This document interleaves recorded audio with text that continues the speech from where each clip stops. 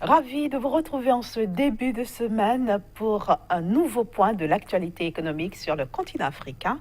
C'est parti avec le sommaire. L'Agence française de développement appuie le plan de développement économique et social de la Guinée. C'est avec un financement de 50 millions d'euros.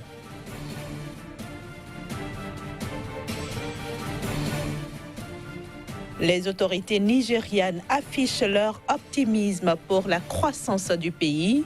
Elles tablent sur un taux de 3% en 2019.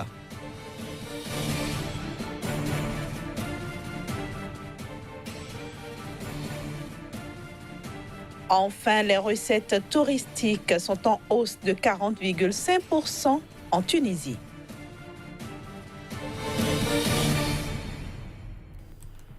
La Guinée va bénéficier d'un financement global de 50 millions d'euros de la part de l'Agence française de développement. Ce financement vise à soutenir la mise en œuvre du plan national de développement économique et social. Plusieurs secteurs clés de développement devraient être impactés, tels que l'éducation, l'agriculture, la décentralisation, mais aussi l'énergie. Il est aussi prévu que ce financement aide à la mise en place des programmes de développement communautaire ainsi qu'à l'amélioration de la mobilisation des ressources internes à travers le renforcement des capacités techniques. Au total, 130 millions d'euros devraient être décaissés en 2019 dans le cadre de ce financement.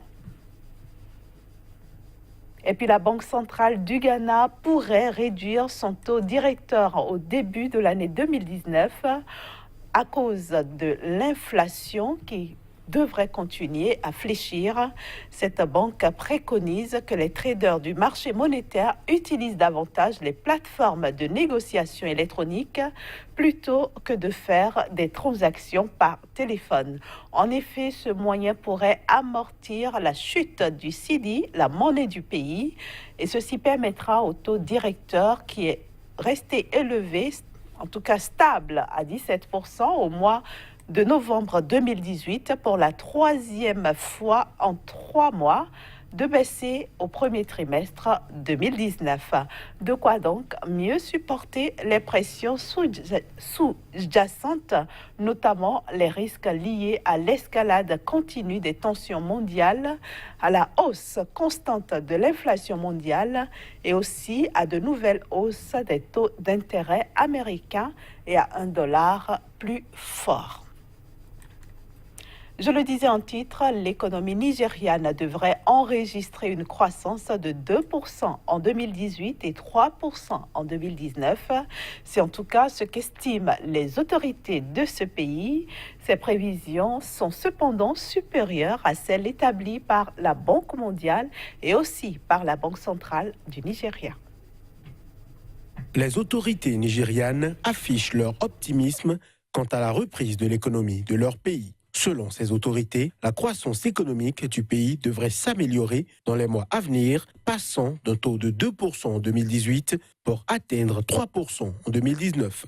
Ces prévisions qualifiées de réalistes seraient motivées par les différentes actions initiées par le gouvernement du président Muhammadu Buhari en vue de stimuler la croissance du secteur non pétrolier. Pour sa part, la Banque mondiale prévoit une croissance légèrement inférieure à 2% pour l'économie nigériane en 2018, tandis que la Banque centrale du Nigeria table sur une croissance de 1,75%. Quant au Bureau national de la statistique, il estime que le produit intérieur brut du pays le plus peuplé du continent a affiché une hausse de 1,81% au troisième trimestre 2018, comparativement à la même période de 2017. Ceci dans un contexte où le PIB du Nigeria avait déjà enregistré une croissance de 1,50% au deuxième trimestre 2018 et de 1,95% durant le premier trimestre.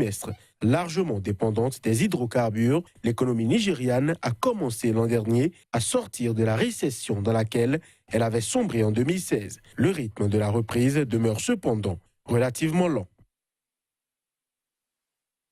Direction maintenant le Cameroun où la Société de développement du coton qui opère dans la partie septentrionale du pays vise une production de 295 000 tonnes de coton au cours de la campagne courante 2018-2019.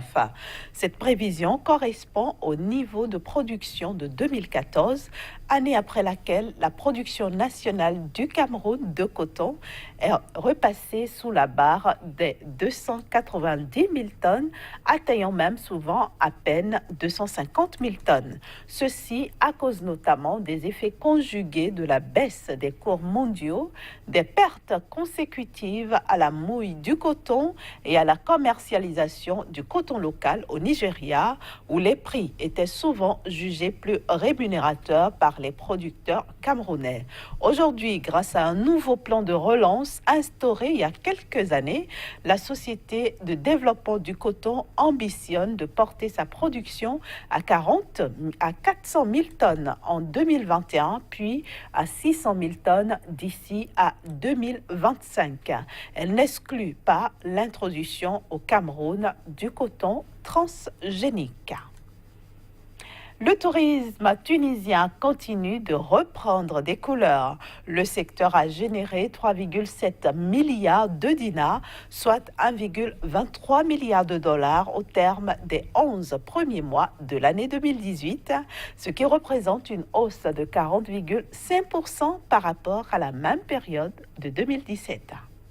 Le secteur touristique maintient la pente ascendante en Tunisie.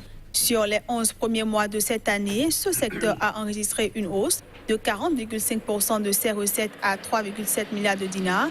Ces chiffres rendus publics par le ministère tunisien du Tourisme permettent aussi d'établir que le nombre de touristes a augmenté de 17,2% entre le 1er janvier et le 30 juillet 2018, comparativement à la même période de l'année écoulée. Ce nombre s'est établi à 7,5 millions de personnes. Les fortes progressions des arrivées de touristes ont été enregistrées sur les principaux marchés émetteurs. Il s'agit notamment du Royaume-Uni, de la Belgique, de la France et de l'Allemagne. Tout ceci témoigne d'une nette reprise de l'industrie touristique en Tunisie après plusieurs années de vaches maigres consécutives aux troubles politiques ayant suivi la révolution de janvier 2011 et à la vague d'attentats terroristes dont les plus meurtriers ont été enregistrés en 2015 à Sousse avec 39 morts et au Bardo avec 21 morts. Globalement, pour l'année 2018, le pays table sur l'arrivée de 8 millions de touristes, bien plus que les 7,1 millions enregistrés en 2014. Le secteur représente environ 8% du produit intérieur brut, fournit des centaines de milliers d'emplois et constitue une importante source de devises. Prochaine destination, l'Algérie, et c'est juste après la petite pause. Une pause qui nous permet d'accueillir Casimir Pédion. Bienvenue à vous. Bonjour Inès. Alors aujourd'hui, donc, vous nous emmenez en Algérie pour nous intéresser à l'Assemblée populaire qui a validé le budget primitif 2019. Qu'est-ce qu'on peut déjà en retenir? Merci Inès. Il faut dire que l'exercice comme cela se passe de plus en plus avec beaucoup de sérénité au niveau de l'Assemblée nationale. L'Algérie, le Parlement algérien a discuté autour de la loi des finances 2019 et ce qu'on peut retenir, c'est que pour le compte de l'année 2019, l'Algérie entre dans une démarche macroéconomique prudente, en ce sens que 2019 verra une élection majeure au niveau du pays, l'élection présidentielle, et donc les gouvernants, les politiques sont beaucoup plus prudents en allant sur un terrain moins glissant que les 2 dernières années. Et déjà, on annonce pour le compte de 2018 une année budgétaire qui tournera autour des intentions sur le marché international avec le pétrole, le brut du pétrole qui tournera autour de $50 pour le compte de l'année 2019. L'Algérie, à cet effet, a réfléchi et tourné sa croissance du produit intérieur brut autour de 2,6%. Donc la croissance au niveau du pays tournera autour de 2,6% selon les prévisions et le pays va modérer son inflation autour de 4,5%. Et l'inflation, ce taux d'inflation qui est légèrement au-dessus de la norme communautaire s'inscrit ici dans la démarche des conséquences des 2 années budgétaires écoulées où le peuple algérien a été légèrement éprouvé par la taxation donc au niveau de certaines activités, mais aussi au niveau de la vie chère qui a donc affecté l'économie de ce pays. En toute chose, il faut déjà dire que les Algériens de plus en plus commencent par sentir donc les affres de la réforme donc du gouvernement, et ceci ne pourrait pas donc laisser indifférent l'année 2019. Donc voilà ce qu'on peut retenir de façon globale, et ce budget va donc s'élever à 6 508 milliards de dinars algériens en ce qui concerne donc les recettes budgétaires. Dans ces recettes budgétaires, il faut déjà préciser qu'une grosse part a été réservée cette année, enfin pour le compte de l'année 2019, pour les recettes pétrolières. On annonce environ 2714 milliards de dinars algériens pour le compte donc de l'année 2019. Donc voilà un peu ce qu'on peut retenir en termes d'intention émise par le gouvernement Bouteflika.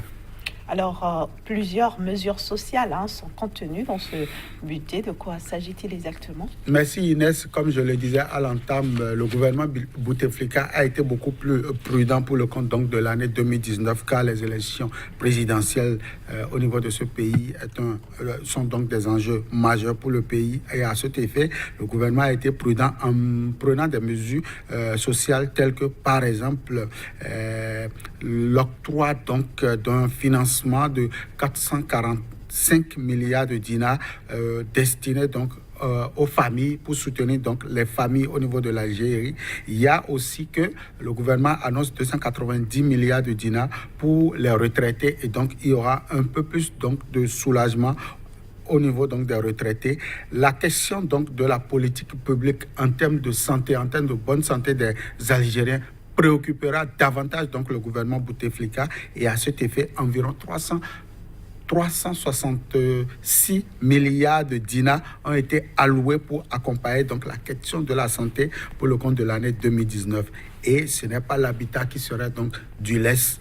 Dans ce budget-là, environ 350 milliards de dinars sont prévus pour donc rehausser le niveau de l'habitat au niveau du pays pour le compte de l'année 2019. Donc voilà ce qu'on peut retenir de façon globale en ce qui concerne les mesures pouvant permettre aujourd'hui aux Algériens de mieux se porter pour le compte de l'année 2019. À tout ceci, il faut ajouter donc les efforts de sécurité, car l'Algérie, c'est aussi donc la question des menaces terroristes au niveau de ce pays, et donc des efforts de paix, mais aussi des efforts de sécurité interne sont donc prévus, et il y a une bonne cagnotte au niveau de la défense qui donc est réservée pour accompagner donc la question de la sécurité des Algériens pour le compte de l'année 2019.